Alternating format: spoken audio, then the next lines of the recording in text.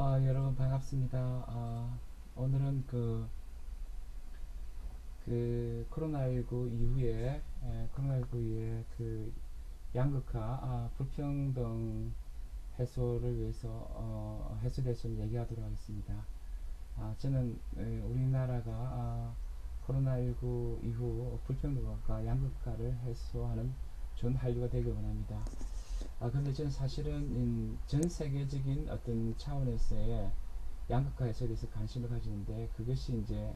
사실은 전 세계의 50%가 1%의 자산도 갖지 못하고 이 이제 현실 속에서 이런 양극화를 해소하기 위해서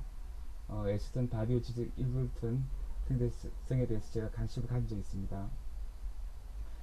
사실 이제 우리가 1980년대에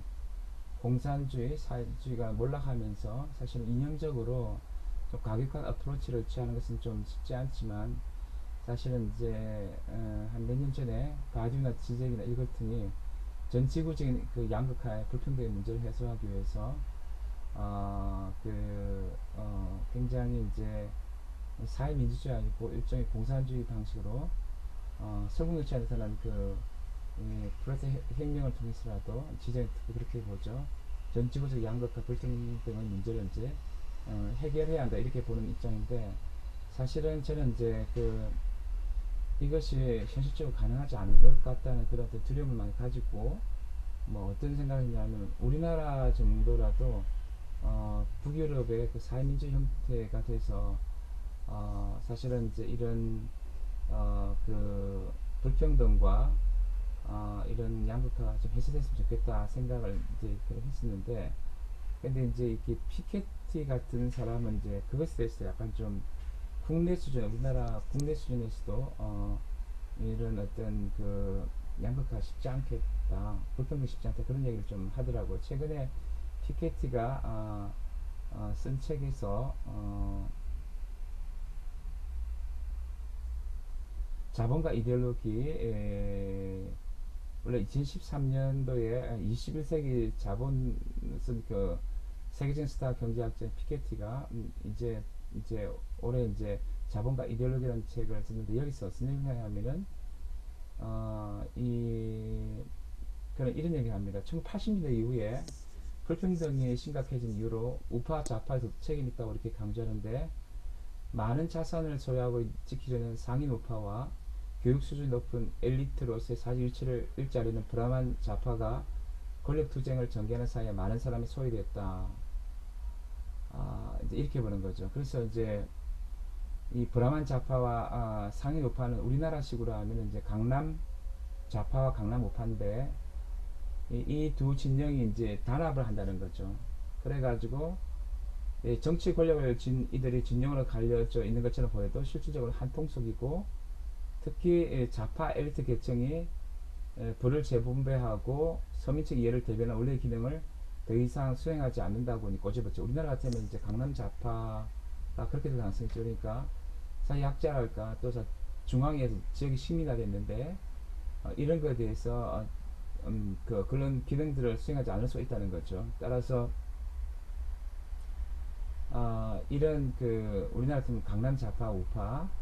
이제 미국 같으면 이제 브라만 좌파와 상인 우파와의 단합 체계를 깨뜨려 사회적 불을 평등한 양극화 문제를 이제 해소해야 한다는 것이 이제 사실 이제 이 피케트 입장인데, 근데 사실 이제 문제가 된 건 뭐냐면은 이번에 코로나19로 말미암아 좀 드러난 건데, 사실 이 상인 좌 우파와 브라만 좌파의 문제를 미국에서 좀 심각해져 가지고 양극화해서 안 돼서 이 트럼프가 전략적으로 주겠다는 것이 뭐냐면은 그때 이제 소외된 백인 모든 중하위층이 아니고 백인 중하위층을 중심으로 해가 약간 내셔널리즘이지만, 사실은 또 뭐냐면은 약간 백인 중하위층에 초점 두는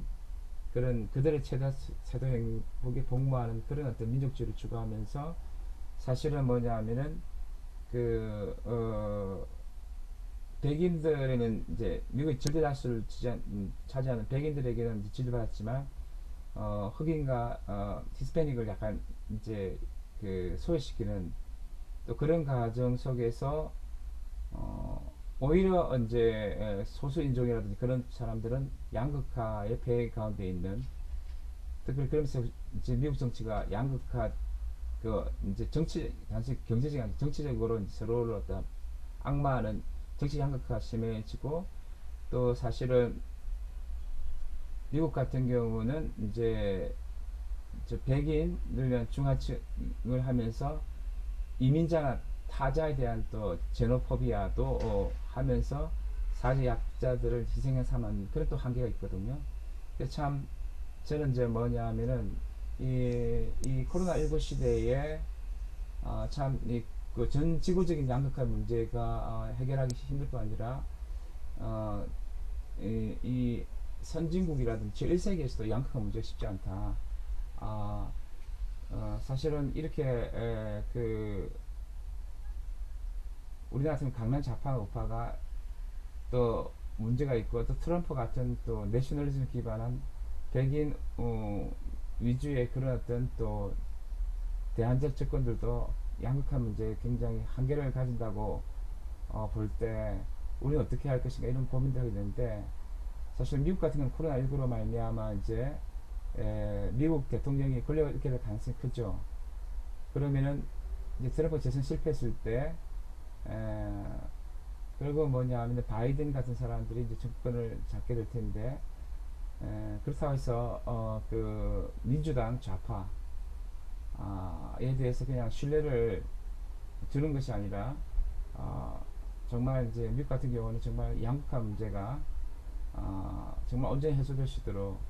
더욱더 이제 시민의 감시와 참여가 중요한 것 같고 우리나라 같은 경우도 강남 좌파와 이 우파가 사실은 사회 약자들과 지방이 식민지가 힘든데 양극화된 그 지방의 고통들을 그냥 편하게 해소시켜 줄 것이다. 이렇게 생각하면 안 되고 특히 코로나19로 말미암아 또 여러 가지 지금까지 세계와 또 아죠. 특별히 코로나19가 기술 진보 심해질 때 기술 진보가 심해질 때 또 사실은 이 양극화 문제가 더 심해지거든요. 이런 속에서 안이하게 이 양극화 문제, 불평등 문제를 이제 다뤄서 안 된다는 생각하고 끊임없이 감시와 우리가 노력 가운데서 어, 불평등과 양극화 해소되고 좀 더 연대가 좀 이루어지는 좋은 대한민국 한류 또 미국류 또 그런 또 전 세계가 좋은 어떤 세계가 될 수 있도록 우리가 노력해야 될 줄 생각합니다. 네, 감사합니다.